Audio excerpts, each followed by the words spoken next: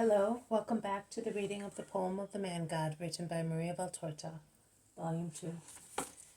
Chapter 162, Part 2.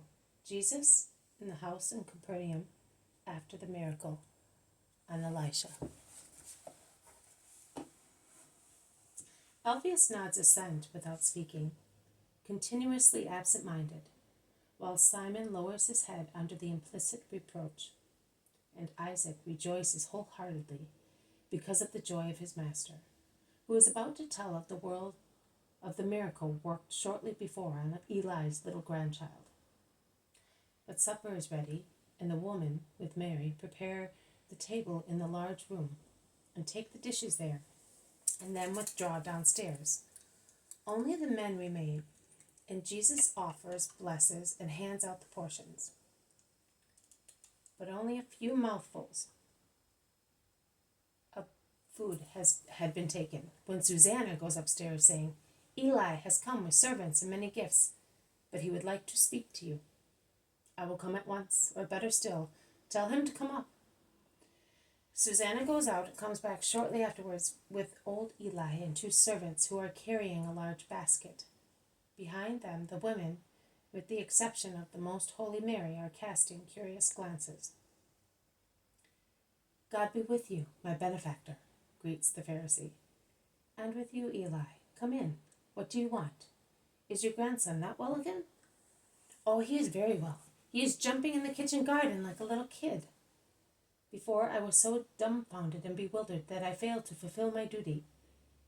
I wish to show you my gratitude, and I beg you not to refuse the little I am offering you.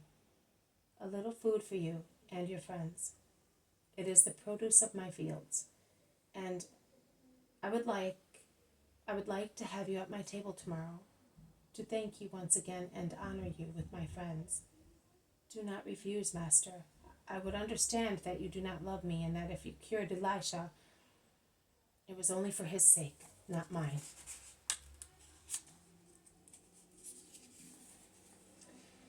Your evolution towards good.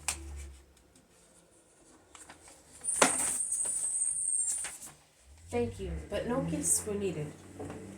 Every great and learned man accepts them. It's the custom, and I do. But I accept very willingly one gift only, nay, I look for it. Which is, if I can, I will give it to you. Your hearts, your thoughts, give me them, for your own good. But I consecrate mine to you, blessed Jesus. Can you doubt it? Yes, I did you wrong, but now I have understood. I have also heard of the death of Doros, who offended you. Why are you smiling, Master? I was remembering something. I thought you didn't believe what I was saying. Oh no. I know that you were moved by Doros's death, even more than by this evening's miracle. But do not be afraid of God. If you have really understood, and if from now on you wish to be my friend, I can see that you really are a prophet. It is true. I was more afraid. I was coming to you more out of fear of punishment, like Doros, than because of the accident. And this evening I said, there you are. The punishment has come. And it is even more severe because it did not strike the old oak in its own life, but in its love, in its joy for life. By striking the little oak, in which I rejoiced, I understood that it would have been just as it was for Doros. You understood that it would have been just, but you did not believe yet in him who is good. You are right, but it is no longer so. Now I have understood. So are you coming to my house tomorrow? Eli, I had decided to leave at dawn, but I will postpone my departure by one day, that you may not think that I despise you. I will be with you tomorrow. Oh, you really are good. I will always remember it. Goodbye, Eli. Thank you for everything. This fruit is beautiful, and the cheese must be as tasty as butter, and the wine certainly very good. But you could have given everything to the poor in my name. There is something for them if you wish so, at the bottom under the rest. It was an offering for you. Well, we will distribute it tomorrow together, before or after the meal as you prefer. May the night be a peaceful one for you, Eli. And for you. Goodbye. And he goes away with his servants. Peter, who with all the mimicry of which he is capable, has pulled out the contents of the basket to hand it back to the servants, puts the purse on the table in front of Jesus and says, as if he were concluding an internal speech, "And it will be the first time that the old owl gives alms." "It is true," confirms Matthew. "I was greedy, but he surpassed me. He doubled his capital by usury." "Well, if he mends his ways, it's a good thing, is it not?" says Isaac. "It certainly is a good thing, and it appears to be so," state Philip and Bartholomew. "Old Eli, a convert! Ah, ah!" Peter laughs heartily. Simon, the cousin, who has been pensive all the time, says, "Jesus, I would like to follow you, not like these, but at least as the women do. Let me join my mother and yours. They are all coming. I a relative. I do not expect to have a place among the disciples, but at least as a good friend." "May God bless you, my son. How long have I been waiting to hear you say that?" shouts Mary of Alphaeus. "Come, I reject no one, neither do I force anyone. I do not even exact everything from everybody. I take what you can give me. It is a good thing that the women are not always alone, when we go to places unknown to them." "Thank you, brother." "I'm going to tell Mary," says Simon's mother, and she adds, "She is down in her little room praying. She will be happy." It is rapidly growing dark. They light a lamp to go down the staircase, which is already dark in twilight, and some go to the right, some to the left, to rest. Jesus goes out and walks to the shore of the lake. The village is quiet. The streets are deserted.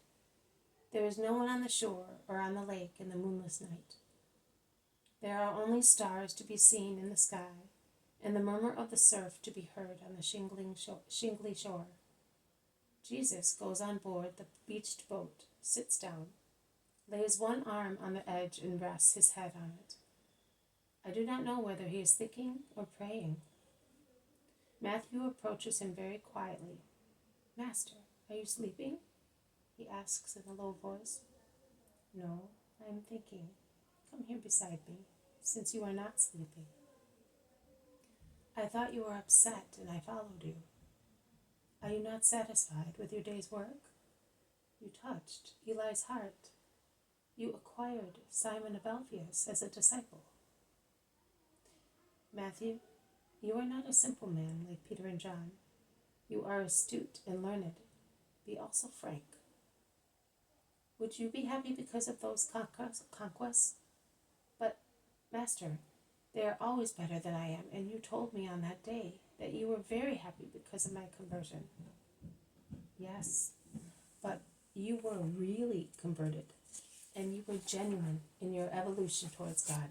Good. You came to me without any elaboration of thought. You came through the will of your spirit. But Eli is not like that. Neither is Simon. Only the surface of the former has been touched. The man, Eli, is shocked, not the spirit, Eli. That is always the same. With the excitement caused by the miracles on Doros, and his little grandchild is over, he will be the same Eli as yesterday, and as always.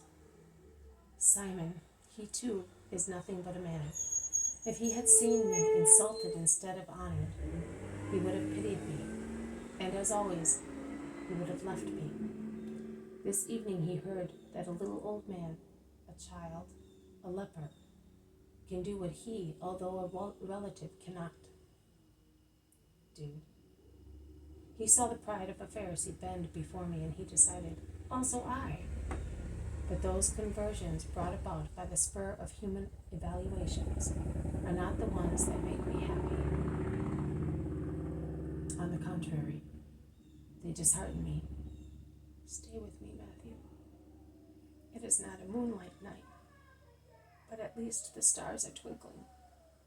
In my heart this evening there is nothing but tears. Let your company be the star of your distressed master. Master, if I can't, you can imagine. The trouble is that I am always a poor, miserable man, a good-for-nothing. I have sinned too much to be able to please you. I am not good at speaking. I do not yet know how to say the new, pure, holy words. Now that I have left my old language of fraud and lust, and I am afraid I will never be able to speak to you and about you. No, Matthew, you are a man, with all the painful experience of a man.